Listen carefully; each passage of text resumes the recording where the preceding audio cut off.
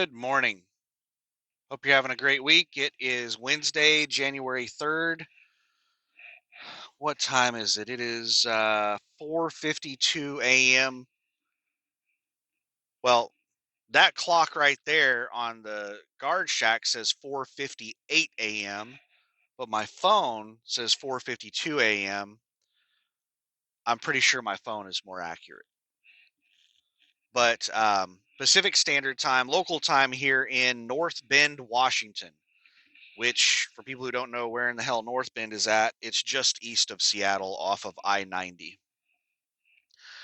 So I am at a warehouse distribution center to pick up a load, and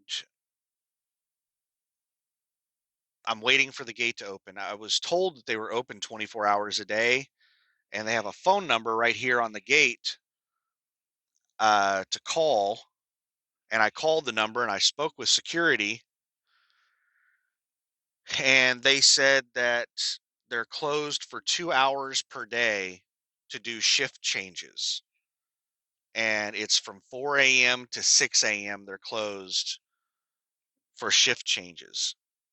So if I would have gotten here before 4 a.m., I would have been able to go in. But now, because I got here at almost 5 a.m., I'm going to have to wait at the gate for an hour for them to open up, which sucks.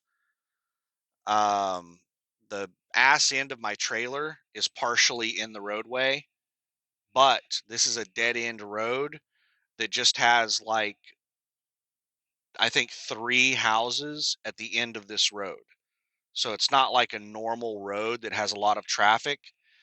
The road basically ends right here at the entrance to the distribution center, and then it's a dirt road going back to those three residentials. Um, so not really thrilled about my truck partially being in the roadway, but there's not like any traffic going through here. So I've got my lights on and all that good stuff. Um, but uh, I'm just going to be dropping the trailer off, and then they won't let you stay on property to get loaded or unloaded.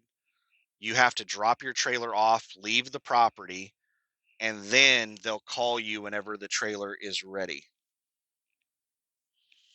So I'm just going to be dropping this trailer off, and then I'm going to drive to the truck stop and wait for their phone call.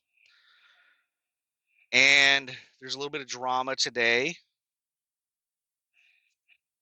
During my pre-trip inspection, I found that I have a nail in one of my tires, and the air pressure was low in the tire. It was down to like 30 psi. It wasn't flat, but it was really low air pressure.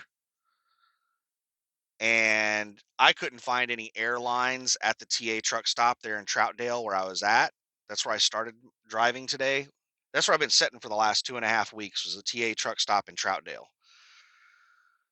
And I checked the fuel island and I checked the shop, and I couldn't find an airline anywhere. But I carry a Glad Hand airline with me, and I use that to air the tire up. Now, the Glad Hand airline is great for emergencies like this, but it's not good for just normal, like, air pressure, checking tires, making sure they're at the proper inflation level.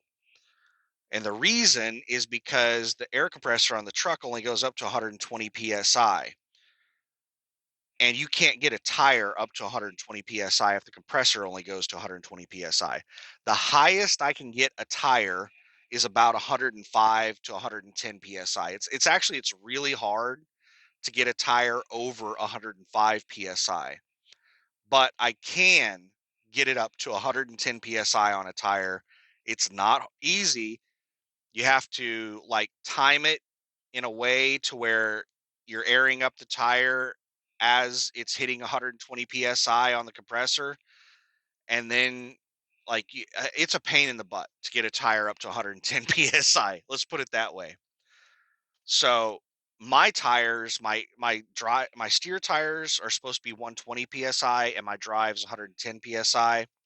So that Glad Hand airline, I can't use it to uh, get the to air my tires up to the proper air pressure. It's only good for, emergency situations like this, just to get air in a tire, just to get me to, a shop or something like that. So that's what I did. I aired up the tire to 105 psi, and while it was airing up, I got my spray bottle of soapy water and sprayed it around, and I found the source of the leak. It's a nail in the tire in a really good location. It's in the deep tread, dead center of the tire. Uh like the absolute middle of the tread.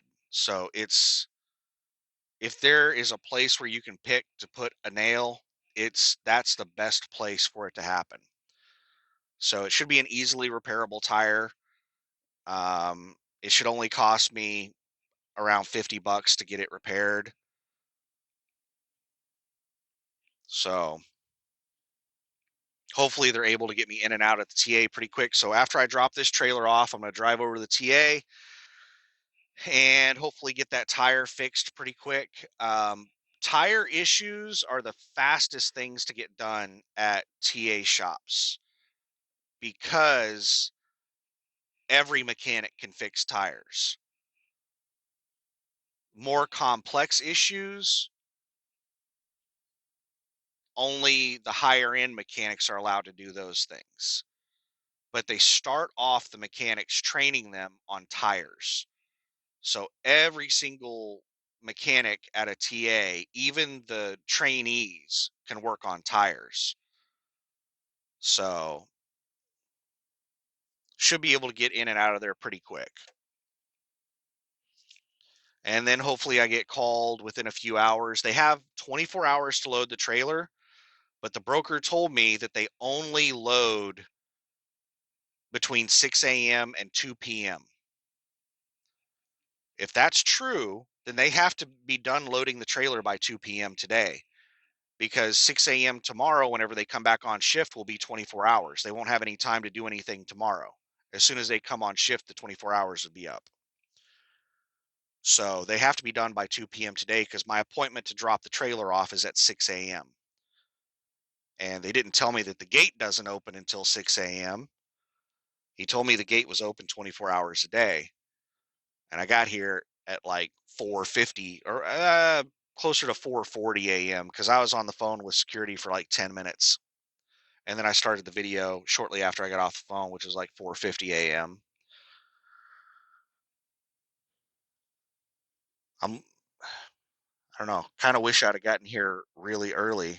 If I would have known this, I'm going to put on the Google reviews. I asked him if this was something new, the 4 to 6 not open, and he said no, it's been like that like always. It's always been like that. And but I didn't see any mention of that in the Google reviews about the place, the gate being closed between 4 and 6 a.m. So whenever I put a Google review on this place, I'll be sure and mention that. But anyway, yeah, got to get the tire fixed, and then depending on when the trailer's ready and how tired I am, will determine like how many miles I put on it today, if the trailer is available today when I expect it to be. If it's available by 2 p.m., then I'm not going to have enough time to take a 10-hour break. So I'll be doing a sleeper split, and I'll still have about, I won't have very many hours on my clock. I have 7.5 hours of drive time left right now, and I need at least 8 hours. It's 410 miles to Ontario. So 60 mile per hour average, which I wouldn't even be able to maintain a 60 mile per hour average because the speed limit for trucks across Washington is low. But let's just go with 60. 60 mile per hour average, um, 7 hours would get me 420 miles. And by the time I drive in here, drop off the trailer, drive over to the truck stop, drive back over here and pick up the trailer, and then, driving in and out of the shop and all that stuff, I'm probably going to use another hour of drive time with all the driving around that I'm going to do. So I'm only going to have like 6.5 hours maybe of drive time left.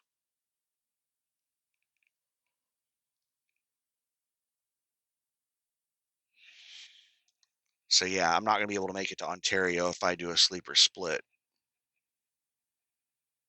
But I can figure out some other place that I can drive to that's not quite that far.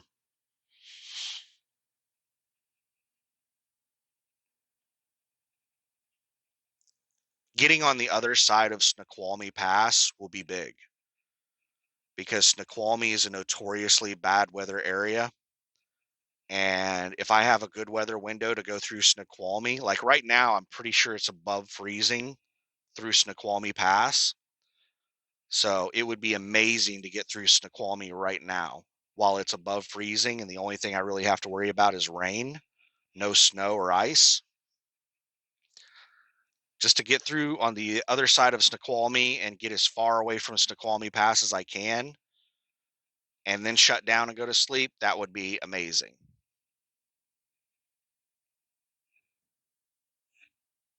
But I have plenty of time on the load. Even if the trailer isn't ready until tomorrow, it doesn't deliver until Monday morning at 6 a.m. So if it's not ready until tomorrow, I'll have all day tomorrow, Thursday, Friday, Saturday, Sunday, 4 days to drive 2,000 miles. That's 500 miles per day. 500 miles per day in one of these trucks is pretty easy, unless you're dealing with road closures and stuff like that. Um, Normal road conditions, you can do way more than 500 miles per day. I could probably make the trip in like 3 days.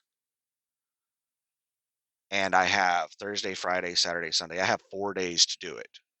4 days to do it, and I could probably do it in 3 days. So I'm probably going to get there a day early if I run hard. And if the load is ready today, I'll probably get there 2 days early.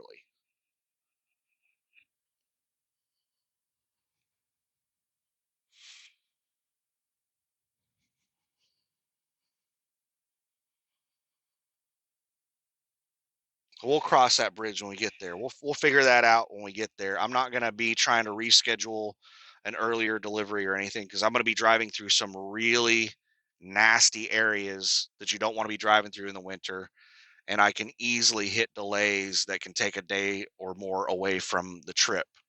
So right now I have plenty of time to get there. But depending on how the weather is between now and then, that time could easily disappear on me.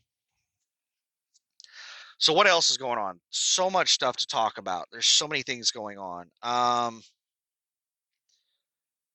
I don't think I gave the details on the load. Let's do that real quick and then we'll move on to something else. The load is from North Bend, Washington, which is basically Seattle, to Ardmore, Oklahoma, which isn't really close to a major city. It's like halfway in between Oklahoma City and Dallas on I-35. It's probably closer to Dallas than Oklahoma City. It's in Oklahoma, close to the Oklahoma-Texas border on I-35. After I deliver the load, I'm going to deadhead to the house, which I live in Oklahoma City. And I'm kind of not looking forward to going home because I have this huge to-do list whenever I get home. I have so much crap to do whenever I get home. Not looking forward to that at all. And the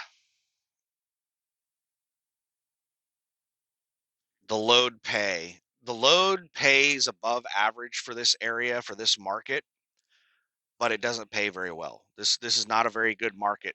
Like, loads pay a premium to come into the Seattle Portland area, but going out of the Seattle Portland area, loads pay crap. Um, at least loads going back east pay crap. You can sometimes find some good paying loads going into California. But The load pays $2.63 a mile on the full rate. That's what the customer's paying. What I'm actually making on the load is $1.87 a mile. That's my gross to the truck after the percentage cuts. The total amount the load is paying is a little over $5,100. What I'm making after the percentage cuts is a little over $3,600. So not a great paying load. 2,000 miles, I'm going to have to use a full tank of fuel. It's going to be like 1.5 tanks of fuel to drive that. Almost 2 tanks of fuel.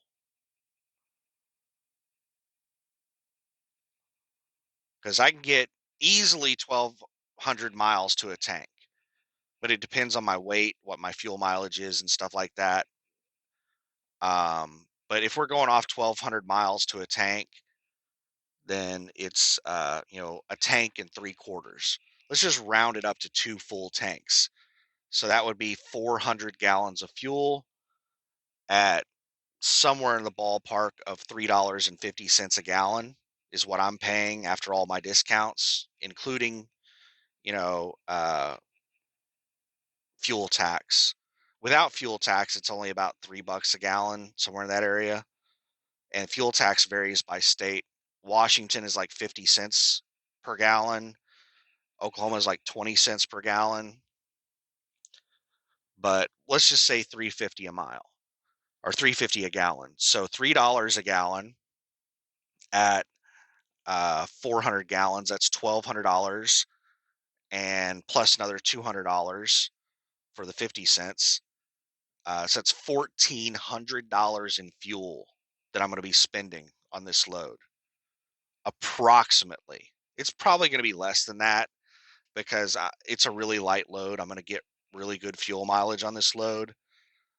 So I'm probably going to be getting closer to 14 or 1,500 miles to, a full tank. But somewhere in the ballpark of like $1,400, 12, $1,400 in fuel for this load. So $3,600 that I'm making, 12 to 1,400 of it's going to go into fuel. So that leaves me with somewhere around 2,400, $2,200 I'm going to make on this load. 2,400 bucks. That's not very good, especially when it's going to take almost a week for this load. Picking it up on Wednesday, delivering it on Monday, it's basically a full week, and my profit is only 2,200 bucks. And that's not considering maintenance costs and all the other my insurance costs and all my costs associated with the truck. So this is like company driver money hauling this load. It's not a very good load, but for this particular market, it's good. For how bad the freight market is right now and the market that I'm pulling out of, it's a good load.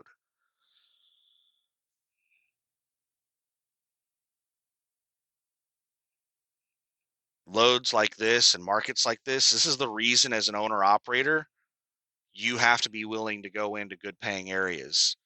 If your goal is to become an owner operator and you live in Florida and you just want to haul loads in Florida, you're probably not going to make very much money because Florida is a terrible freight market. But there are a ton of people that are owner operators that just run in the state of Florida.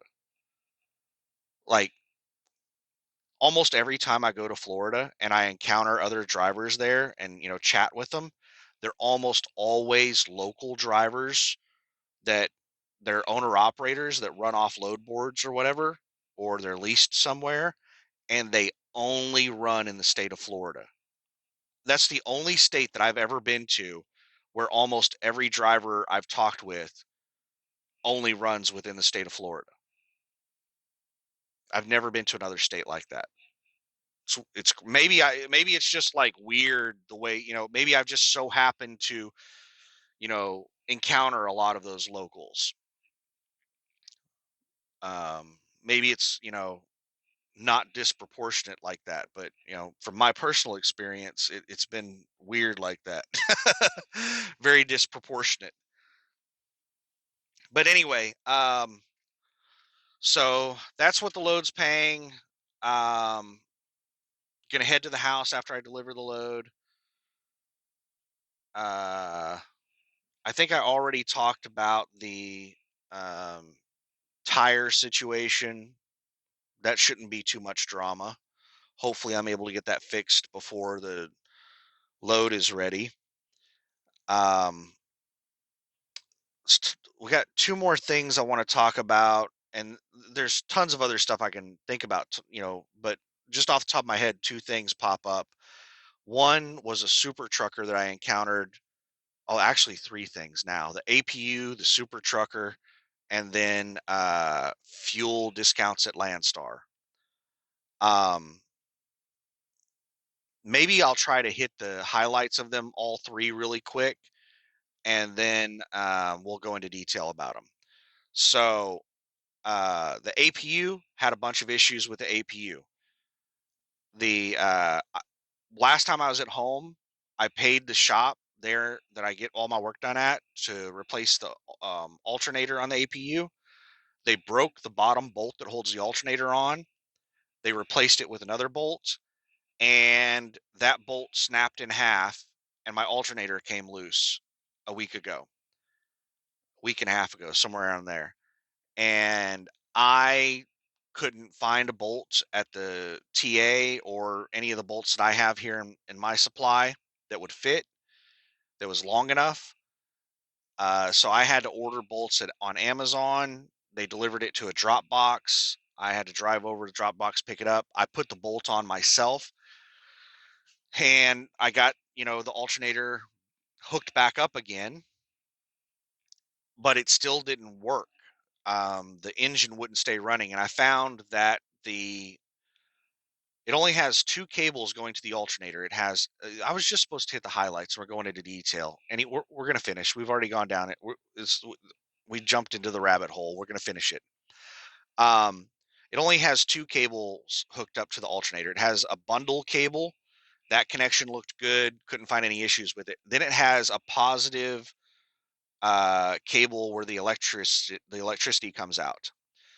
That cable was connected to the alternator, but it was hanging free, not connected to the starter. And you could see where the lug was snapped um, at the end of the cable. And then you could see where it connects to the starter, where the other half of the lug was still at. So it was just dangling free. I'm guessing whenever the alternator broke loose, whenever the bolt broke in half, um, it snapped that electric line. So I had most of the stuff to make a new cable, except I didn't have lugs. So I had to do another Amazon order and order lugs. I had the cable and everything, but got that in, created a new cable, and then I went out there to put it on, and I didn't have a wrench that I needed. So I went into the TA truck stop to buy a set of metric wrenches. And while I was in there, I just asked them, if they would like replace the cable for me. What would they charge me, and if they would work on an APU? And they were like, "Yeah, we'll work on it. And we'll just charge you whatever the hourly rate is. Our hourly rate is about $138 an hour." And I was like, "Well, can you tell me that you're not going to charge me more than an hour?" And they're like, "No, we'll just however long it takes." And I was like, "I don't like open-ended crap like that." Because I know your guys don't work on APUs, and I don't want to pay for like 6 hours of labor for somebody to replace a cable that's really easy to replace. Um, but we talked back and forth, and I agreed to let them work on it, and they ended up replacing the cable for me. They didn't even charge me a full hour of labor. They gave me some kind of discount. I think they liked me or something. They charged me $121 total. Um, and they got the cable replaced, and it worked out really well. The APU's running great again. While I was in there, I encountered a super trucker while I was hanging out in the shop waiting for my turn and waiting on them to fix it. What is a super trucker? Well, there are some people that the term super trucker is a positive term to them. They think it's like a really good thing to call somebody a super trucker. For me, super trucker is a derogatory term. It's a slur. It's very negative. You call somebody a super trucker, it's like calling somebody a retard. So, what is a super trucker in that context? A super trucker is one of these people that doesn't follow the law. They don't follow, they don't do what's safe, they don't do what's legal. They're one of these people that they drive down snow-covered roads at 60 miles an hour, 70 miles an hour, passing everybody, talking about, how, they've been doing this for 30 years and all these people don't know how to drive and, all that kind of stuff. Those are super truckers. They do really stupid stuff and they say stupid stuff and are they think they're really confident in what they know. They know a lot of things that are not so.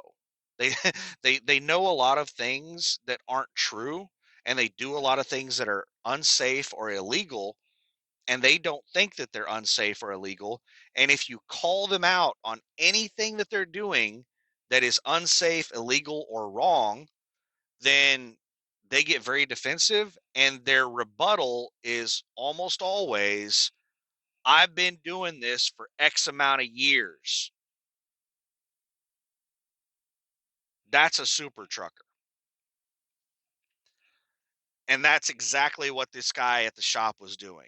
Was he was talking all kinds of crazy nonsense, saying a lot of really stupid stuff and constantly saying like every other sentence, I've been doing this for 30 years.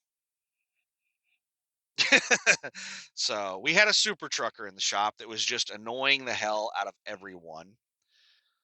And he had a dog with him that was a really annoying dog that was barking at people and not a very well trained dog.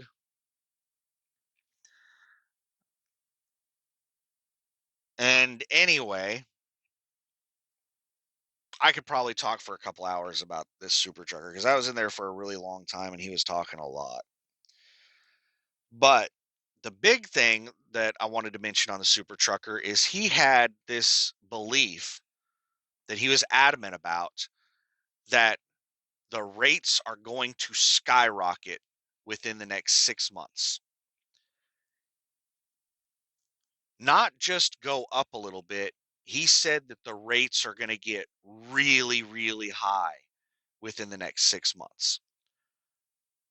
And I said, what he basically said was, all the trucking companies are going out of business, and within the next 6 months, the rates are going to flip, and they're going to be amazing because they drove all the trucking companies out of business. And I said, I do think that there is, I was trying really hard not to blatantly just flat out disagree with him, even though I did. I think he was a moron. Um, but he was a super trucker, and I know how defensive they are, even whenever they say outlandish, crazy nonsense. I said, well, I do think at some point that is going to happen. There is going to be a flip where we have more loads than trucks, but I don't think it's going to happen within the next 6 months. I don't think we're anywhere close to it happening. I don't even think the market has bottomed out yet. I think the stock market is going to crash in the near future, and that's going to cause the rates to go down even more. It's going to be probably as bad, if not worse, than the 2008 2009 crash. And he said, I did really well in 2008 2009. I don't know what you're talking about. I'm like, all right, that's great for you. Not everybody is affected the same way. There are people who have the best years they've ever had in the worst freight markets, and there are people in the best freight markets that have their worst years. So how one individual truck is doing is not representative of the market. Anyway, then he went on to say that his reasoning as to why he thinks that the market is going to flip and the rates are going to become amazing within the next 6 months is because he's on the verge of going out of business, and everyone that he knows has either already gone out of business or is on the verge of going out of business like he is.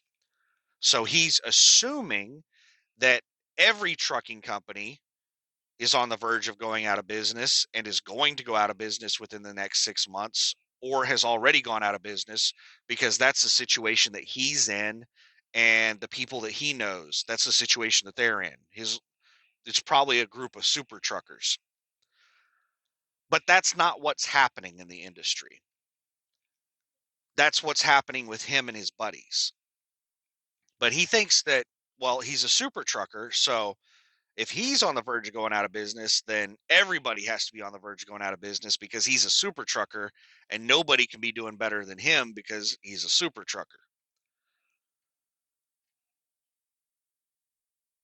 So I tried to relay to him some data, and I said, well, there are a lot of people going out of business, but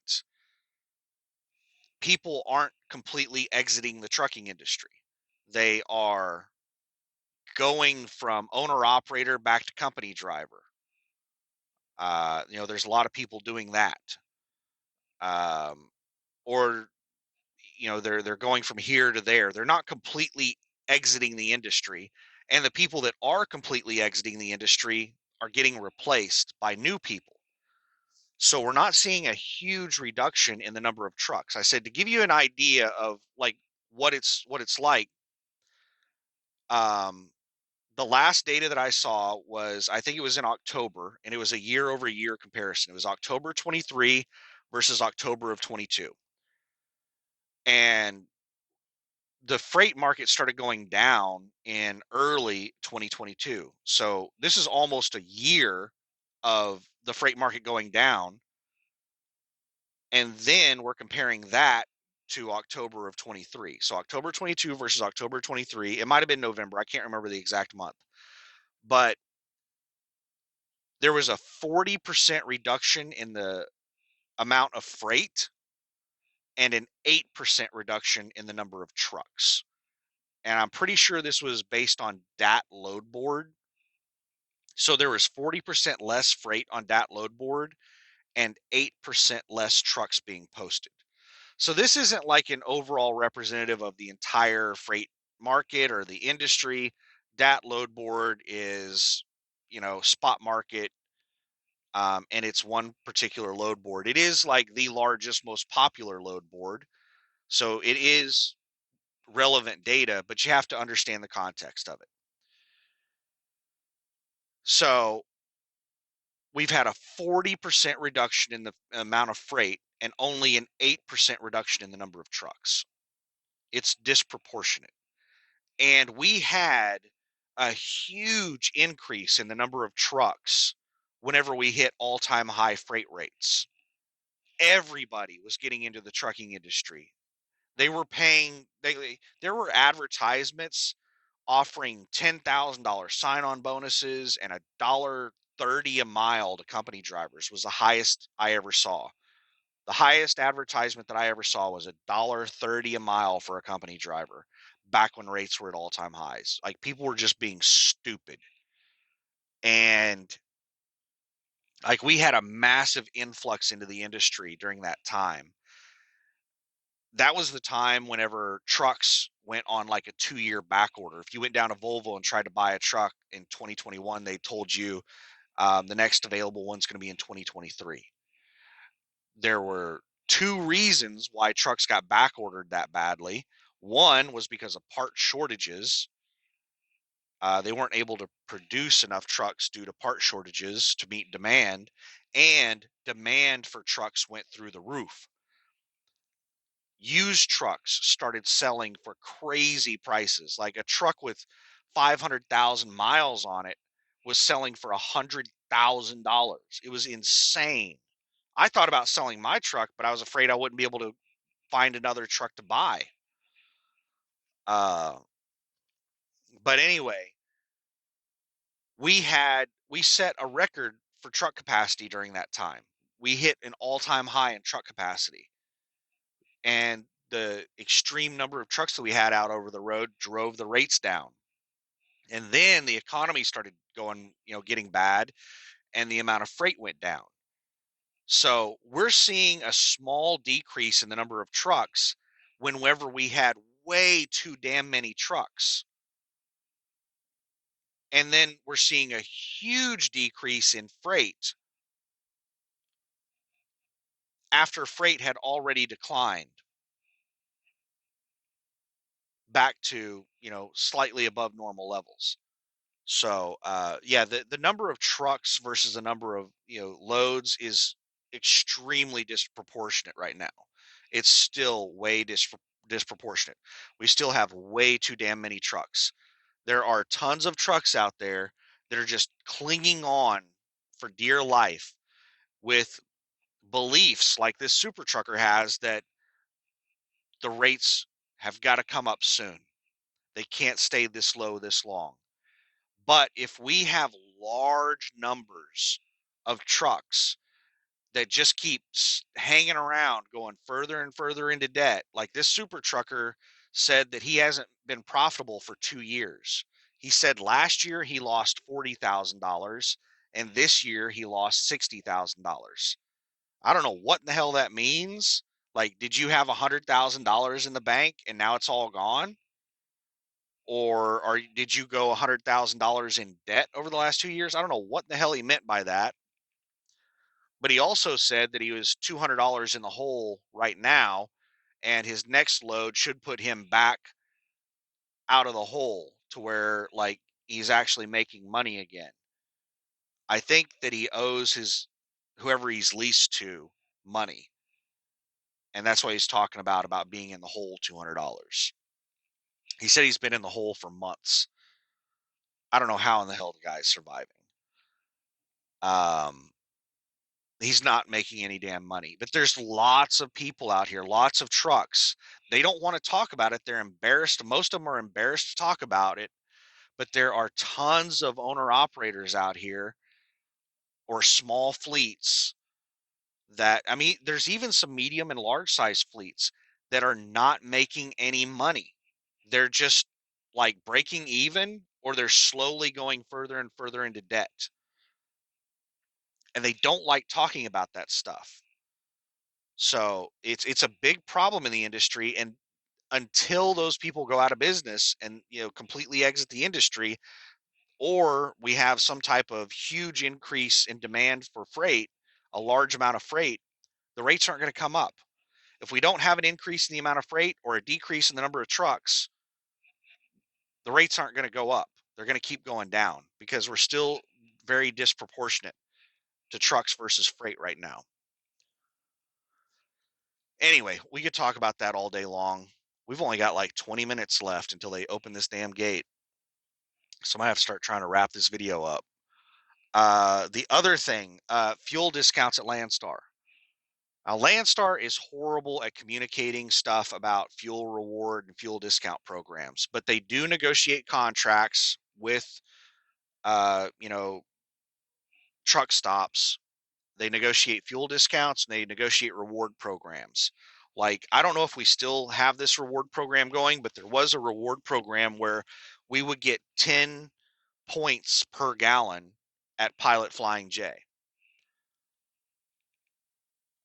Last year we had or it might have been the year before that, we had a reward program with TA Petro.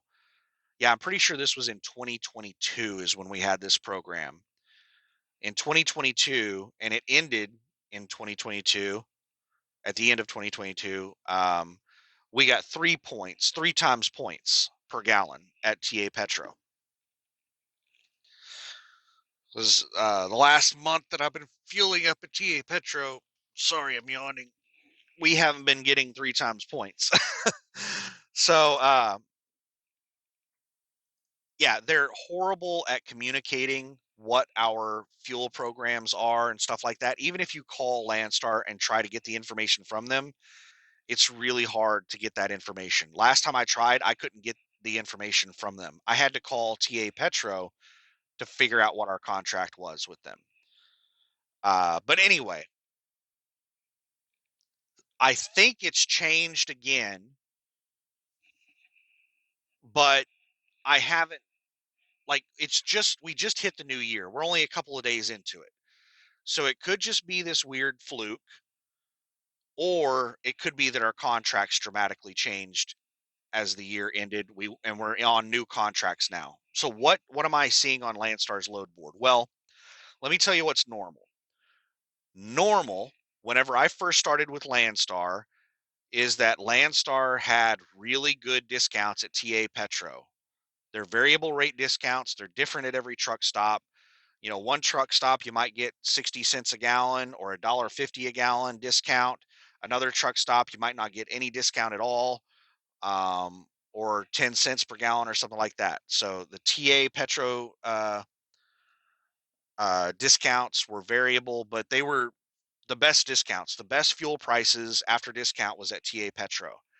We were getting flat rate discounts at Love's of about 20 cents per gallon, which they were not competitive with TA Petro at those discounts. Even though Love's typically has the lowest pump price and TA Petro typically has the highest pump price after discounts, our discounts at TA Petro were so massive that our raw price after discount was much cheaper than Love's.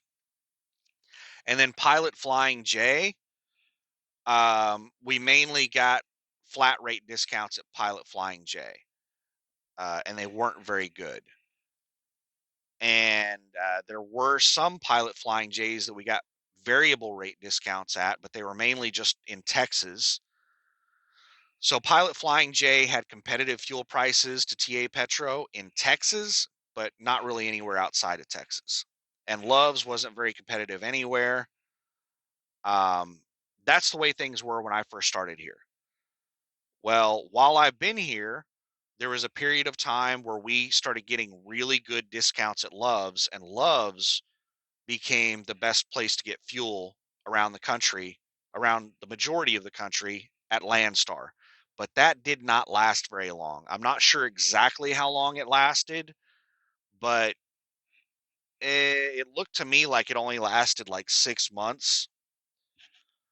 But I take a lot of time off at home, so I'll go out over the road for a month and then sit at home for a couple of months. But that the really good discounts at Love's didn't seem to last very long. And there was a short period of time where we started getting really good discounts at Pilot Flying J.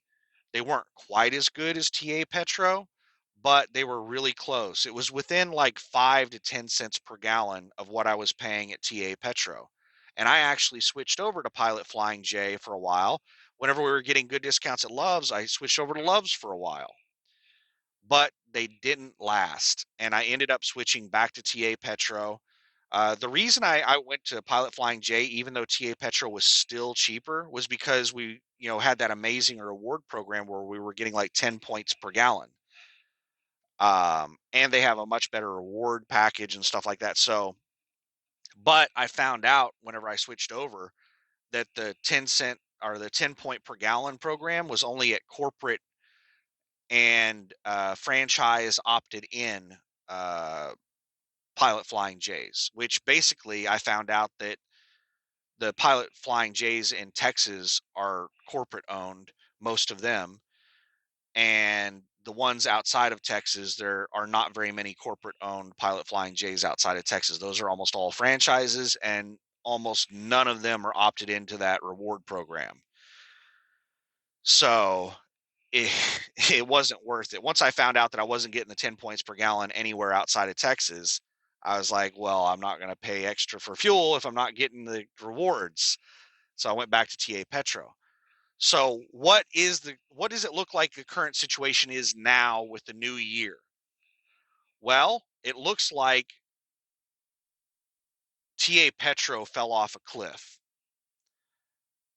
We've always had good discounts at TA Petro the whole time I've been with Landstar for the last 3 years. Um, well, I'm not sure exactly how long I've been with Landstar. It was, what was it? It was the summer of 21. It was like June of 21. So 21, 22. It's been like 2.5 years I've been with Landstar. The entire time I've been here, we've always had amazing TA Petro discounts. There have been times when Love's has been good and Pilot Flying J has been good, but they've never been like way better than TA Petro. They've only gotten to the point where they were comparable to TA Petro. TA Petro has always been an option. Now, TA Petro has fallen off.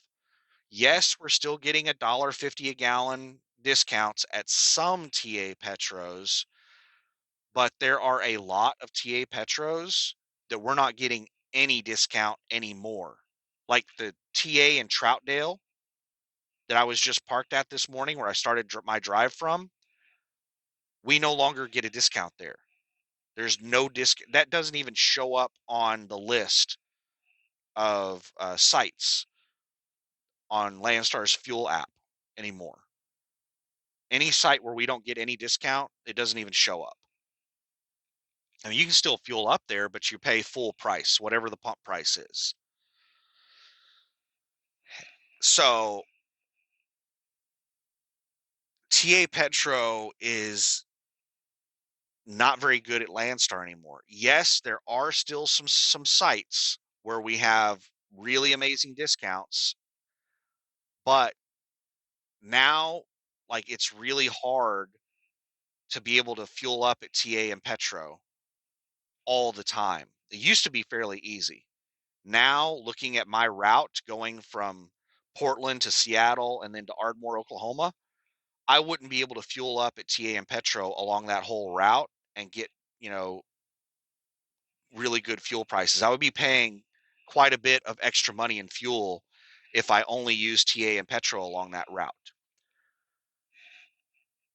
So, yes, there are still quite a few places where we get really good TA Petro discounts, but it's not consistent across the country anymore like it used to be. Our Love's discounts seem to be back to the old, like whenever we had really good Love's discounts and they were comparable to TA Petro. Um, it seems like we're getting really good discounts at Love's again, like 60, 70, 80 cent per gallon discounts. We're not getting flat rate 20 cent per gallon discounts at Love's. But the biggest change is with Pilot Flying J. We are getting huge discounts at Pilot Flying J now, consistently around the country. On this route, Pilot Flying J is the cheapest fuel along my entire route. In Portland, to give you an idea of the prices, in Portland, and let me just pull up my phone here to double check because my memory is not the greatest. I'm old. So let me give you the exact information here. Oh, wow. Fuel prices shot up by quite a bit. So the TA Petro in the Portland area, this is the Portland area.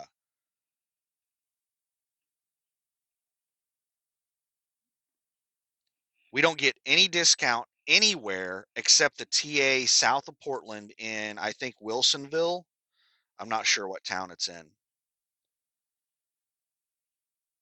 Our price is $3 and 33 cents a gallon there. We get a 32 cent per gallon discount. The pump price is $3.65. They don't charge fuel tax at the pump there.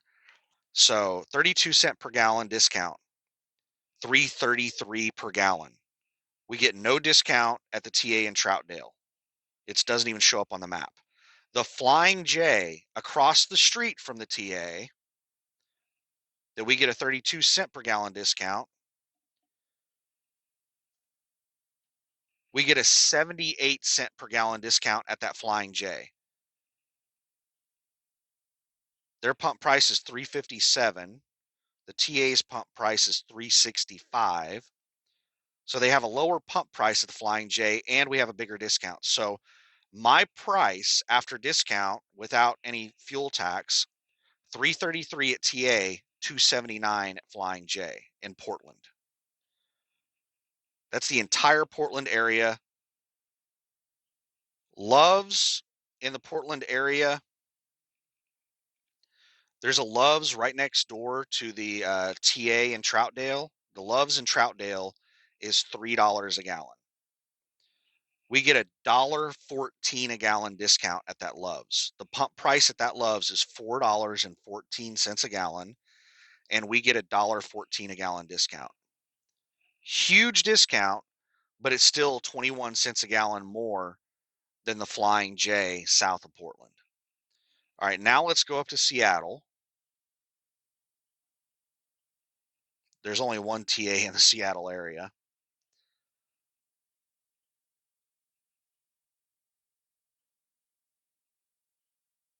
All right, the TA over here in North Bend, 92 cent per gallon discount.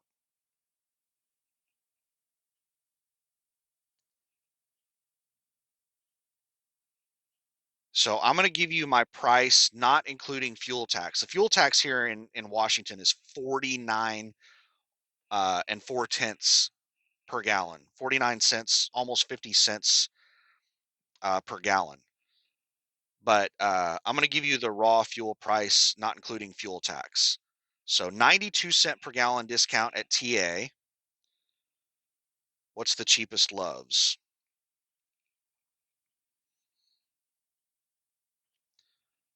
$3.40, or no, the Loves is 82 cent per gallon discount, and the Flying J is 0.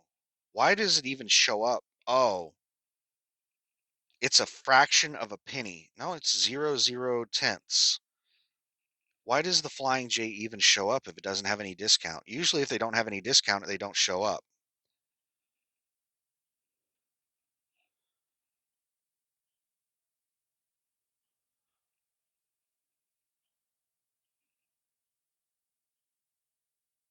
So yeah, it doesn't look like we get any discounts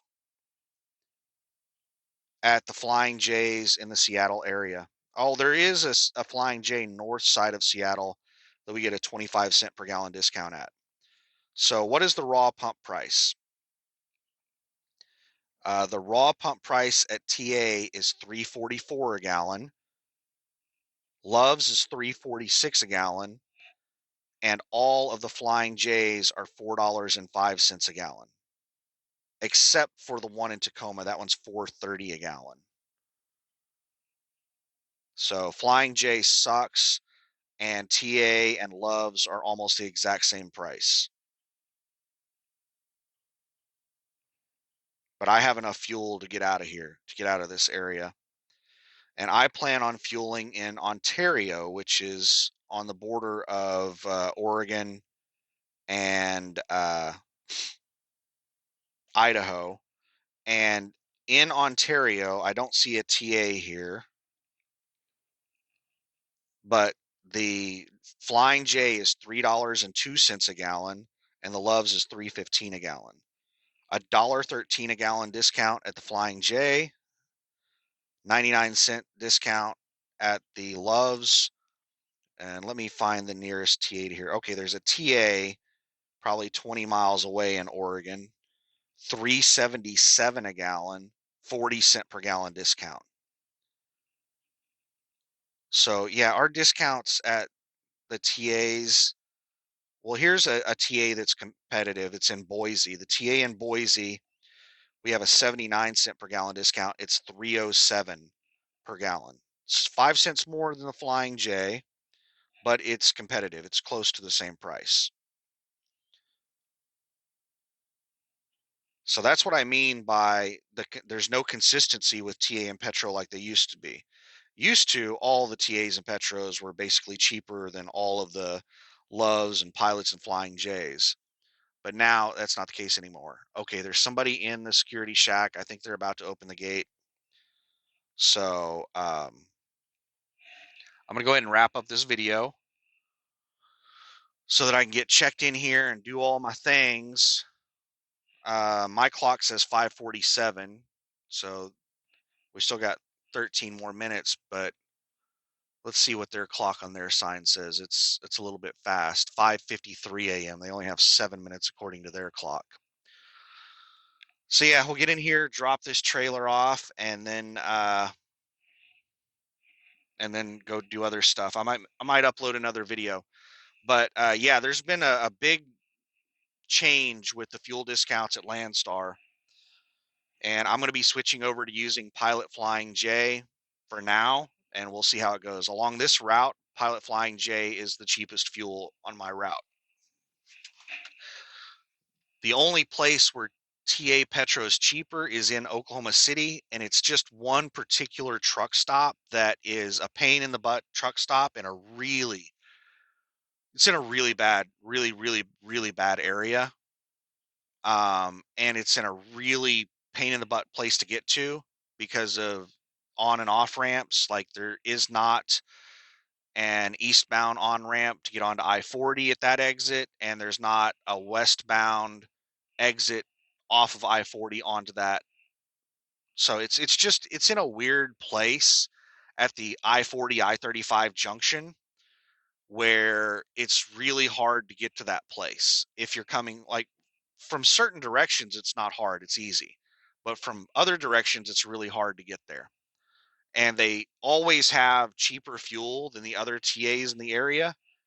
And I think it's because they're trying to lure people in there because of how much of a pain in the butt it is for people to get into that place and because of how ghetto it is. Like lots of homeless people, lots of prostitutes. It's just, lots of crime in that area.